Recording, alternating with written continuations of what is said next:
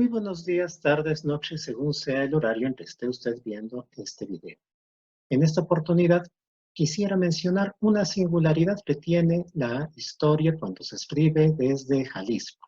Y es que hay ciertos personajes de la Iglesia Católica que tienen una memoria muy positiva. Ciertos obispos, en particular, dos de finales del siglo XVIII, Fray Antonio Alcalde, y ya de principios del siglo XIX, don Juan Cruz Ruiz de Cabañas y Crespo, quien está particularmente asociado con el edificio que se ve al fondo, el Hospicio Cabañas. Dicho esto, desde luego no es algo que sea solo propio de la historia en Jalisco, cabe reconocerlo. Si se realiza una búsqueda de los nombres de varios de esos prelados de esa época, pues en realidad, tal vez entre los más conocidos esté Fray Antonio de San Miguel, que fue obispo primero en Comayagua y luego en Michoacán, y el que ya estoy mencionando y que vemos en la imagen, Juan Cruz Ruiz de Cabañas. Pero, insisto, en Jalisco tiene una imagen particularmente positiva. Lo vemos, por ejemplo, en los periódicos, incluso en la prensa. Aquí vemos una nota referida a una conferencia que se impartió en el año 98, cierto, que fue la conferencia impartida por un clérigo, y en que justo se hace alusión al obispo Cabañas, relacionándolo con el hospicio como un obispo ilustrado. Y quiero subrayar de manera particular este tema. A Juan Cruz Ruiz de Cabañas se le tiene en buena memoria por una asociación con el término ilustración, con el sustantivo ilustración, con el adjetivo ilustrado. Él habría sido un representante de la ilustración, él habría sido un obispo ilustrado. Y es algo que incluso se confirma en la historiografía. Si uno lee, por ejemplo, la reciente historia del Reino de la Nueva Galicia, en concreto el capítulo dedicado justo a las influencias ilustradas, pues aquí vemos al obispo Cabañas citado efectivamente relacionándolo con la Casa de Misericordia, el nombre original del hospicio. Dicho esto, hay que recordar que esto de ilustración y de ilustrado no deja de ser hasta cierto punto un anacronismo. No es que ilustración, el término no existiera en el siglo XVIII, pero en realidad es hasta el siglo XX que, al menos en español, en otros idiomas la historia es distinta, se ha consolidado la idea de asociarlo a un gran movimiento cultural europeo del siglo XVIII. Lo vemos también en los diccionarios, porque en realidad esto llegó a los diccionarios de uso común, a los de la Real Academia, solo hasta la segunda mitad del siglo XX. Por ejemplo, aquí vemos al Diccionario Academia Usual de 1956, en donde todavía no aparece la acepción de ilustración, que en cambio ya vemos en la edición de 1970 como movimiento filosófico y literario imperante en el siglo XVIII europeo y americano, caracterizado por la extremada confianza del hombre en la capacidad de su razón natural para resolver todos los problemas de la vida humana. Más todavía, es hasta el Diccionario Academia Usual de 1984 que aparece el adjetivo ilustrado como alguien asociado con ese movimiento intelectual. Esto es, en primer lugar, el obispo Ruiz de Cabañas, estrictamente hablando, nunca pudo haber sido denominado como un obispo ilustrado mientras vivió. Esto solo es algo que pudo haber ocurrido después de su muerte en 1824. ¿Qué tan después? Cuando se volvió el obispo Ruiz de Cabañas, insisto, ya fallecido, un ilustrado, pues bien, eso es lo que quiero explorar en este breve video. En primer lugar, debo señalar que no es algo que aparezca en los textos que se imprimieron cuando recién falleció. Y antes bien, este es el elogio fúnebre que se pronunció durante sus honras, durante sus exequias. Hubo también una versión en latín.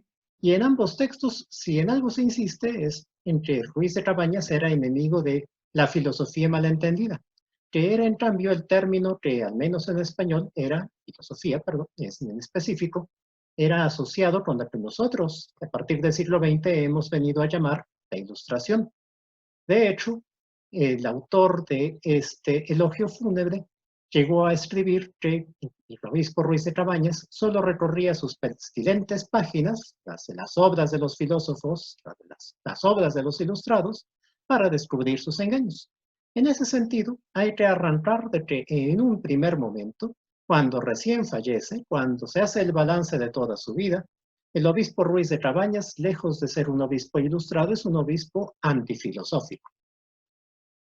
Dicho esto, el recuerdo del obispo va ascendiendo hasta la década de 1840. Esta es la biografía que escribió en 1852, que se publicó en el ensayo literario, una revista muy importante en la Guadalajara de la época, por Emilio del Castillo Negrete.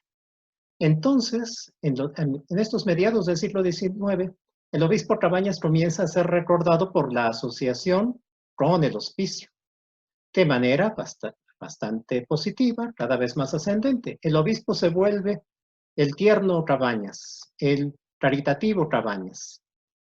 Lo vemos tanto en periódicos conservadores, esta es La Sociedad, un ejemplar del año 1865, un periódico conservador, pero también, ya en tiempos del Porfiriato, en el Municipio Libre, con una dedicatoria bastante elocuente de Juan de Dios Peza. Esto es para liberales como conservadores tapatíos. A lo largo del siglo XIX, mediados y finales sobre todo, el obispo Cabañas se volvió el Cabañas caritativo. Esto tuvo su mejor momento, su auge, ya a principios del siglo XX, con el centenario de la muerte del obispo. En 1924, a pesar de las tensiones que hubo entre la Iglesia y el Estado, en Jalisco se conmemoró de manera muy amplia su fallecimiento, el centenario de su fallecimiento, por iniciativa de la revista El Cruzado. Hubo toda una larga serie de festejos que no me da tiempo de detallar aquí. Solo insistiré en que en las presentaciones literarias que se realizaron entonces y en las que participaron lo mismo, por ejemplo, Agustín Yáñez y otros grandes escritores del momento, pues justo se insistió en ese asunto, en que Cabañas era el caritativo Cabañas. Y ya para la década de 1930, pues esto quedó además, ahora sí que sobre piedra, en los muros del propio hospicio, con el mural que le dedicó José Clemente Orozco. Ahora bien, una alternativa al Cabañas caritativo era el Cabañas progresista, y es algo que ya aparece justo en uno de los autores que más participó en los eventos de 1924, José Ignacio Dávila Garibi, quien le dedicó varias obras a la biografía de Ruiz de Cabañas desde 1912, que es la que vemos aquí, hasta 1925-27, la biografía de un gran prelado, que es la versión ya más extendida. En todas esas versiones, Dávila Garibi siempre dejó un espacio para decir que Cabañas era, en cambio, progresista. Fue de tal manera activa y fecunda la actuación del ilustrísimo señor Cabañas en lo tocante a obras materiales y de utilidad pública, que ellas solas bastarían para hacer imperecedera la memoria del obispo y hacerlo figurar entre los varones más ilustres, progresistas y emprendedores de la época colonial. Esto es cita de la biografía de un gran prelado. Y justo, insisto, es un pasaje en que Dávila Garibi hace el recuento de las obras públicas que patrocinó el obispo, desde luego la más importante, el hospicio.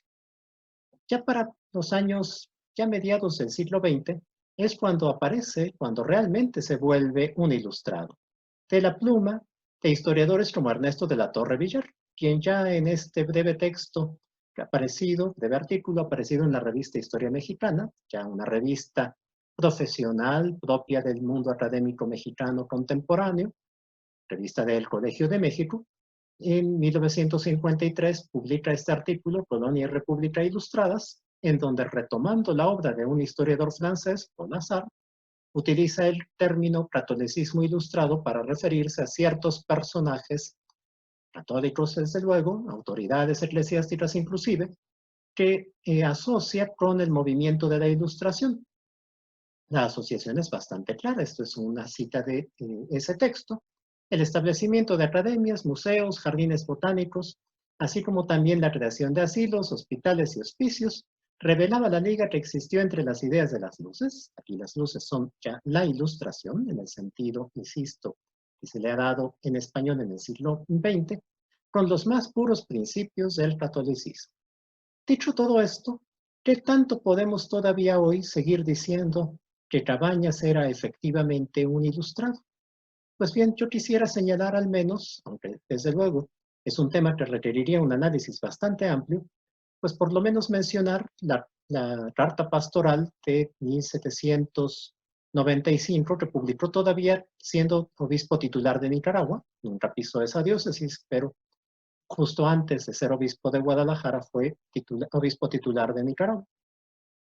Pues bien, en esa carta pastoral lo que hace es diagnosticar que existe en ese momento en el mundo atlántico lo que llamaba un plan de ataque general y sin excepción de verdades por antiguas y sagradas que ellas sean. Esto es, denuncia lo que hoy llamamos la revolución, pero también a la ilustración.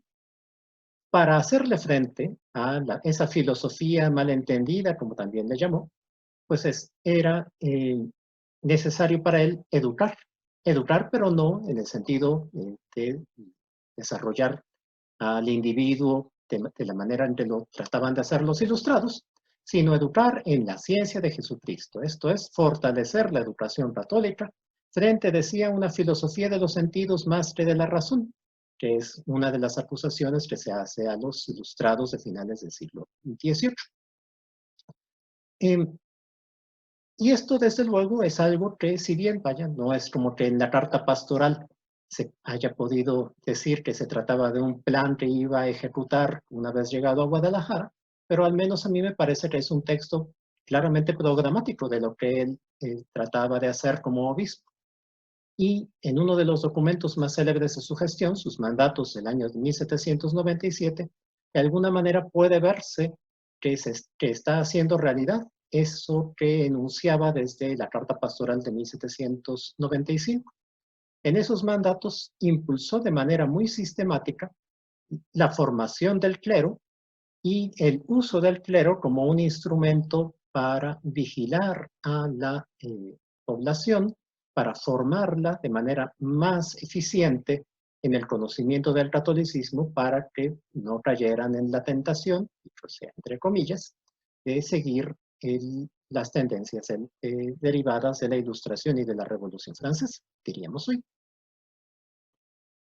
Por lo mismo, estuvo muy atento a formar bien al clero. De ahí que sea en la época de Cabañas que se reorganiza el seminario, se funda un colegio clerical precisamente para formar a sacerdotes misioneros. Esto tiene continuidad después de 1810 en su posicionamiento frente a los insurgentes. A los insurgentes los concibió poco más o menos como continuadores de la obra de la Ilustración y de la Revolución, obstinados secuaces de los principios y máximas que forman el carácter de los filósofos libertinos, decía en esta otra carta pastoral, ya de 1815, que es la que publicó en contra de la Constitución de Patzingán.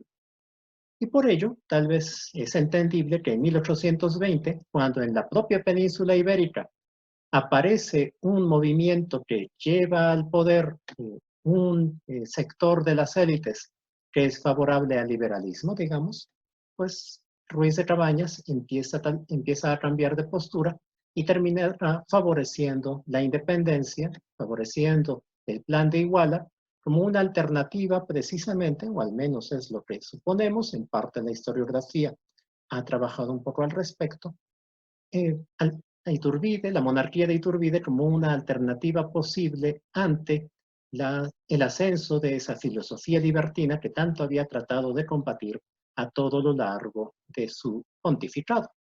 Cabañas, repito, fallece en 1824. Desde luego, ya en ese momento el imperio de Iturbide había caído, es decir, la imagen que acabo de mostrar es de la coronación de Iturbide, él fue el prelado que estuvo encabezando la ceremonia, aunque estrictamente hablando, no le colocó en las sienes una corona a Iturbide en esa oportunidad. Pues bien, esto es lo que estoy trabajando como parte de las líneas de investigación que desarrollo en el Departamento de Humanidades, Artes y Culturas Extranjeras del Centro Universitario de los Lagos de la Universidad de Guadalajara, como parte de un proyecto entre varios colegas de diferentes instituciones. Tratamos de analizar la terminología para referirnos a esos personajes, a esos grandes actores políticos que fueron en el siglo XIX los obispos católicos. Muchas gracias y hasta otra oportunidad.